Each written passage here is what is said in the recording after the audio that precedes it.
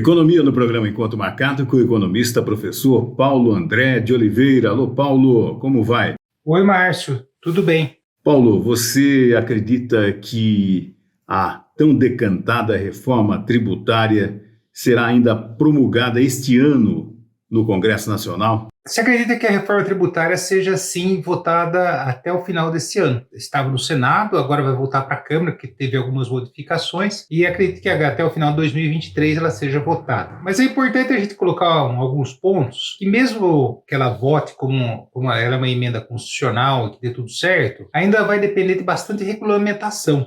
Ou seja, de leis complementares para resolver isso daí, para finalizar a reforma tributária. Mas os principais pontos dela é o seguinte: nós vamos passar a ter um imposto sobre o valor agregado, que vai substituir 5 outros impostos. São 3 impostos federais, o PIS, o COFINS e o IPI, 2 impostos, um é estadual, outro é municipal, que é o ISS e o ICMS.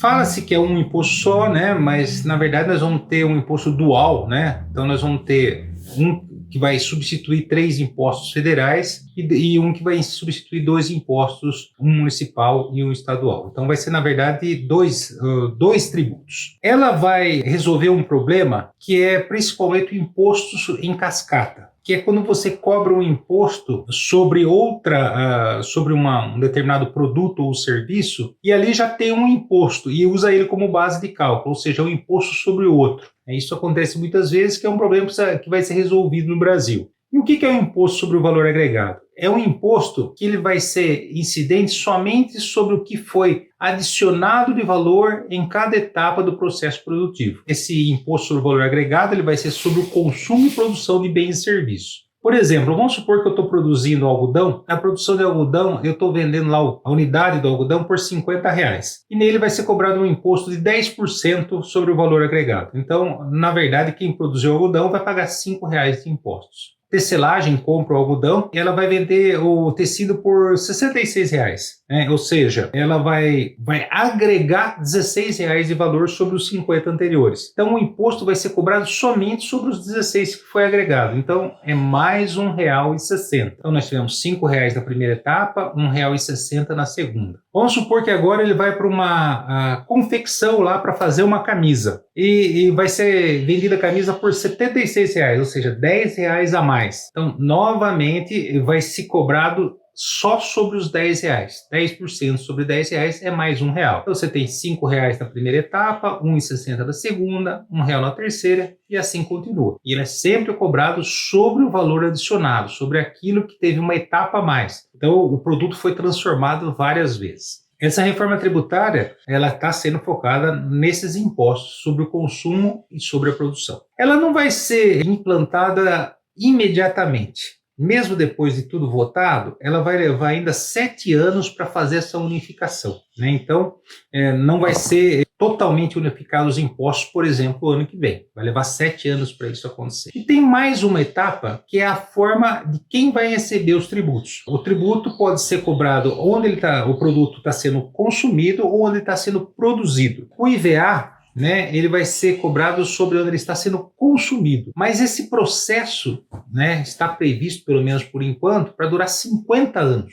Isso mesmo, não estou falando errado, nem é 50 anos para se cobrar e se implementar a mudança de onde vai ser cobrados os tributos. Em vez da origem, vai ser no destino. O objetivo disso é que os estados e municípios se adaptem, né, consigam se ajustar a isso daí. Note que o estado de São Paulo, por exemplo, é um estado exportador de bens e serviços. Então, para o estado de São Paulo, se isso daí fosse implementado da forma que está previsto, ou seja, cobrar o tributo no destino, nós provavelmente teríamos uma queda muito forte da arrecadação. Outra coisa que é importante destacar, esse novo tributo ele não vai ser linear, existem exceções. Por exemplo, a cesta básica de alimentos, vai ser criada uma cesta básica nacional de alimentos, que atual é de 1938, nessa daí vai ter isenção, não vai ser cobrado imposto sobre o valor agregado. E uma cesta básica estendida, onde vai se cobrar 60% do valor agregado e que essa cesta básica é estendida para os mais pobres, né? O que é essa estendida?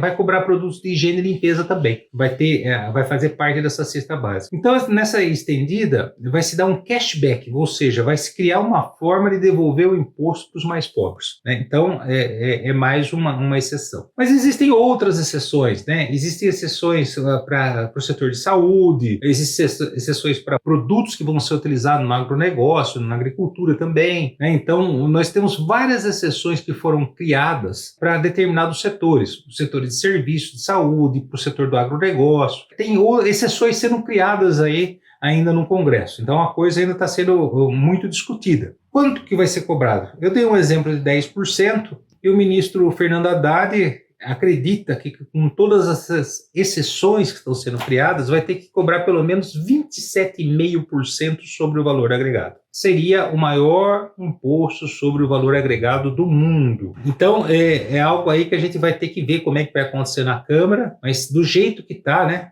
Veio da Câmara para o Senado, agora vai voltar para a Câmara porque teve modificações. Temos esse risco aí de ter o maior imposto sobre o valor agregado no mundo. E esse imposto, nessa forma sobre o valor agregado, ele já existe em mais de 150 países. Então é importante aí realmente a reforma tributária, para descomplicar o sistema tributário nosso, que ele é muito complexo. Ele é importante para evitar grandes distorções, para não se cobrar um imposto sobre o outro. Ele é importante também para tentar acabar com aquilo que a gente chama de guerra fiscal. Ele tem muitos méritos, né?